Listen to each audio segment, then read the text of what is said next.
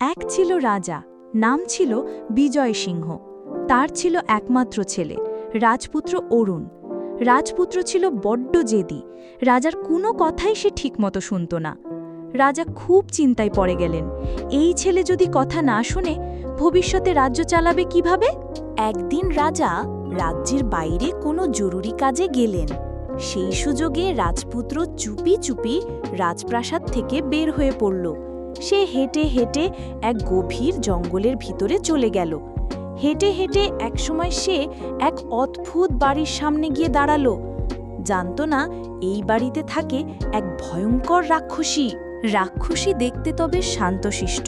সে রাজপুত্রকে ভিতরে নিয়ে ভালোভাবে আপ্যায়ন করল, কিন্তু তার ভিতরে ছিল ভয়ানক ছলনা। পূর্ণিমার রাতে সে রাজপুত্রকে খেয়ে ফেলবে, এই তার পরিকল্পনা।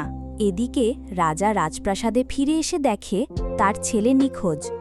রাজা সারা রাজ্যে লোক পাঠিয়ে খুঁজতে লাগলেন। কোথাও রাজপুত্রের খোঁজ মিলল না। অবশেষে রাজা ঘোষণা দিলেন, যে আমার ছেলেকে খুঁজে এনে দিবে, আমি তাকে রাজ্যের 1/3 উপহার দিব। এই খবর শুনে এক সাহসী হুজুর নামদার ফজলু সাহেব যাত্রা শুরু করলেন। তিনি পাহাড় পেরোলেন, নদী পার হলেন, গ্রামগঞ্জ ঘুরলেন, রাজ্য থেকে রাজ্যে চললেন, কিন্তু রাজপুত্রের কোনো খোঁজ পেলেন না। একদিন ক্লান্ত হয়ে তিনি এক গাছের নিচে বসে বিশ্রাম নিচ্ছিলেন। হঠাৎ তার চোখে পড়ে এক রাক্ষসী আকাশে উড়ে যাচ্ছে। তিনি রাক্ষসীর পিছু নেন।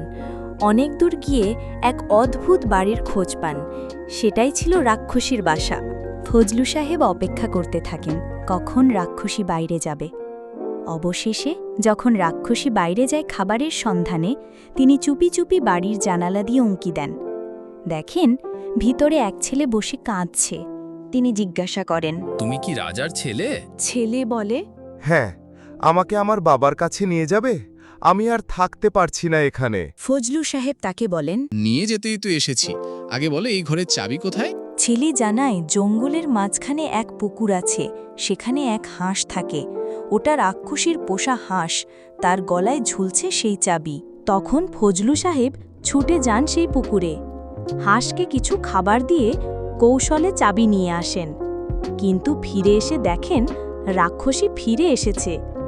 তিনি আর কিছু করতে না পেরে আবার একটি গাছের নিচে অপেক্ষা করতে থাকেন।